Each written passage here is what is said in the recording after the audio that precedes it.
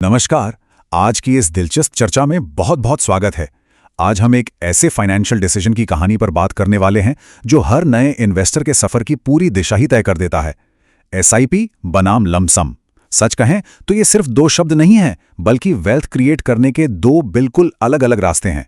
तो चलिए बिना देरी किए गहराई में उतरते हैं और डिकोड करते हैं कि इन्वेस्टमेंट की दुनिया के इस सबसे बड़े सवाल के असल मायने क्या हैं। मार्केट में कदम रखते ही सबसे पहला और शायद सबसे बड़ा सवाल जो जहन में आता है वो यही है कि आखिर एसआईपी बेहतर है या लमसम। ये एक ऐसा कंफ्यूजन है जो अच्छों को उलझा देता है। जब हाथ में पैसा हो, कैपिटल रेडी हो, तो उसे मार्केट में डिप्लॉय कैसे किया जाए? क्या एक ही बार में बड़ा रिस्क लिया जाए या फिर किस्तों में सेफ गेम खेला जाए? यकीन मानिए, इस एक सवाल का सही जवाब ही एक सक्सेसफुल इन्वेस्टमेंट पोर्टफोलियो की सबसे मजबूत नींव रखता है। तो चलिए अपनी इस फाइनेंशियल जर्नी के पहले चैप्टर की तरफ बढ़ते हैं और इन दोनों के बेसिक फंडामेंटल्स को समझते हैं। शुरुआत करते हैं एसआईपी से, यानी सिस्टमैटिक इन्वेस्टमेंट प्लान। अगर आसान भाषा में कहें तो ये एक बेहद डिसिप्लिन तरीका है। इसमें हर महीने एक फिक्स्ड अमाउंट, मान लीजिए 1,000, 5,000 या 10,000 रुपए इन्वेस्ट किया जाता है। ये एकदम धीमी लेकिन लगातार चलने वाली प्रोसेस है। मार्केट में चाहे कितना भी शोर शराबा क्यों ना हो, एक पक्के अनुशासन के साथ हर महीने पैसा काम पर लग जाता है, एकदम कंसिस्टेंट। और इसके ठीक उलट दूसरी तरफ खड़ा है लमसम। ये एसआईपी से बिल्कुल अलग है। ये एक ही बार में एक बड़ा अमाउंट इन्वेस्ट करने का काफी बोल्ड और साहसिक कदम है। 50,000, 1 लाख या उससे भी बड़ी कोई रकम जब एक ही झटके में मार्केट में उतार दी जाती है तो उसे लमसम कहते हैं। ये तो मानो मार्केट में एक ही बार में अपनी पूरी ताकत झोंक देने जैसा है, जिसका इम्पैक्ट भी सीधा और बड़ा होता है। अब आते हैं दूसरे अहम पड़ाव पर, रिस्क और रिटर्न। आखिर इन दोनों के बीच जीत किसकी होती है, आइए देखते हैं। अगर दोनों को आमने सामने रखकर देखें तो एक तरफ एसआईपी है जिसकी चाल धीमी और स्थिर है, और इसी स्लो एंड स्टेडी स्पीड की वजह से इसमें रिस्क काफी कम हो जाता है। वहीं दूसरी तरफ है लमसम, यानी एक मुश्त निवेश। इसमें रिस्क थोड़ा हाई होता है और सबसे बड़ा खतरा है पुअर टाइमिंग का।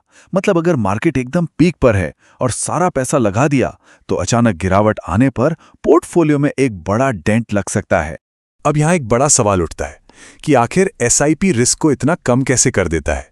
इसके पीछे एक बहुत ही कमाल का सीक्रेट मैकेनिज्म है जिसे कहते हैं रुपी कॉस्ट एवरेजिंग। होता क्या है कि जब मार्केट ऊपर नीचे झूल रहा होता है तो अलग अलग टाइम पर इन्वेस्ट करने से यूनिट्स की एवरेज कॉस्ट खुद ब खुद बैलेंस हो जाती है। जब मार्केट गिरता है तो उसी पैसे में ज़्यादा यूनिट्स मिल जाते हैं। सच में यही वो मैजिक ट्रिक है जो वोलेटाइल मार्केट में भी कैपिटल को पूरी तरह प्रोटेक्ट करके रखती है। वैसे देखा जाए तो असली विनर कौन होगा, ये पूरी तरह से मार्केट की कंडीशन पर डिपेंड करता है। अगर मार्केट बस रॉकेट की तरह लगातार ऊपर ही भाग रहा है तो लमसम का रिटर्न सबसे ज्यादा होगा, क्योंकि सारा पैसा डे 1 से ही ग्रोथ का फायदा उठा रहा है। लेकिन अगर मार्केट अनस्टेबल है, लगातार हिचकोले खा रहा है, तो एसआईपी एक मजबूत ढाल बन जाता है।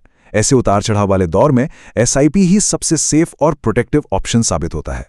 चलिए अब थियरी से थोड़ा बाहर निकलते हैं और एक रियल लाइफ एग्जाम्पल से समझते हैं। मान लेते हैं कि इन्वेस्ट करने के लिए टोटल 1,20,000 रुपए का फंड रेडी है। अब दो रास्ते हैं। पहला रास्ता लमसम, जहां ये पूरे 1,20,000 रुपए पहले ही दिन एक साथ मार्केट में डिप्लॉय कर दिए जाएं। और दूसरा रास्ता है एसआईपी का, यानी हर महीने सिर्फ 10,000 रुपए इन्वेस्ट करना, वो भी पूरे 12 महीनों तक। मजेदार बात यह है कि टोटल इन्वेस्टमेंट अमाउंट दोनों ही केस में 1,20,000 ही रहता है, लेकिन रिजल्ट्स वो बिल्कुल अलग हो सकते हैं। अगर मार्केट पहले गिरता है और फिर ऊपर उठता है तो एसआईपी बाजी मार ले जाएगा, क्योंकि गिरते मार्केट में सस्ते रेट पर ढेरों यूनिट्स जमा हो जाएंगे, जिससे प्रॉफिट कई गुना बढ़ जाएगा। लेकिन अगर मार्केट बिना रोके एकदम सीधी लाइन में ऊपर की तरफ जाता है तो एक मुश्त लगाए गए लमसम में ज्यादा फायदा नजर आएगा। सारा खेल मार्केट के बिहेवियर का है। तो अब सवाल है सही ऑप्शन चुनने का। इन दोनों टूल्स को अपने प्रोफाइल के हिसाब से कैसे इस्तेमाल किया जाए।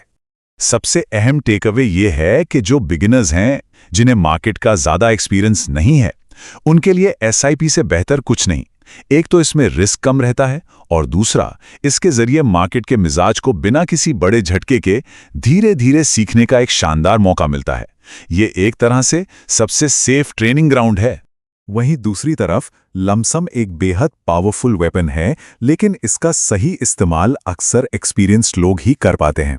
जब किसी के पास एक बड़ा अमाउंट हो और मार्केट औंधे मुंह गिरा हुआ हो, यानी भारी डिस्काउंट पर हो, तब लमसम इन्वेस्ट करना एक गोल्डन चांस बन जाता है। इस क्रैश के दौरान किया गया एक मुश्त इन्वेस्टमेंट फ्यूचर में जबरदस्त वेल्थ क्रिएट कर सकता है। चलिए अब बढ़ते हैं हमारे आखिरी सेक्शन की तरफ, जानते हैं उन गलतियों के बारे में जिनसे बचना है और समझते हैं सबसे अचूक स्ट्रैटेजी को।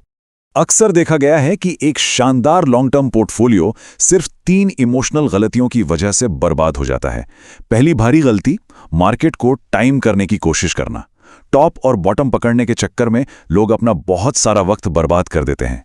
दूसरी गलती, मार्केट गिरते ही पैनिक होकर अपनी एसआईपी को बीच में ही रोक देना। और तीसरी, सबसे खतरनाक गलती, डर के मारे अपना पैसा भारी नुकसान में ही वापस निकाल लेना। इसीलिए वेल्थ बिल्डिंग का एक ऐसा गोल्डन रूल है जिसे कभी नहीं भूलना चाहिए। इन्वेस्टमेंट में एब्सोल्यूट डिसिप्लिन यानी पूर्ण अनुशासन की जरूरत होती है। बिना इस अटूट अनुशासन के कोई भी स्ट्रैटेजी काम नहीं आ सकती। अपने इमोशंस पर कंट्रोल रखना ही सक्सेसफुल इन्वेस्टिंग की सबसे बड़ी चाबी है। तो अब आते हैं कहानी के सबसे बड़े ट्विस्ट पर। अल्टीमेट स्ट्रैटेजी आखिर है क्या? दरअसल सबसे अच्छी अप्रोच किसी एक को चुनना नहीं है, बल्कि दोनों का एक बेहतरीन कॉम्बिनेशन है। जो रेगुलर मंथली इनकम आ रही है, उससे एसआईपी को शांति से चलने दिया जाए, और जब भी कोई बोनस मिले या कहीं से एक्स्ट्रा फंड्स आएं, तो उसे लमसम के तौर पर मार्केट में डाल दिया जाए। बस यही वो स्मार्ट कॉम्बिनेशन है जो लॉन्ग टर्म में असली और बड़ी दौलत बनाता है।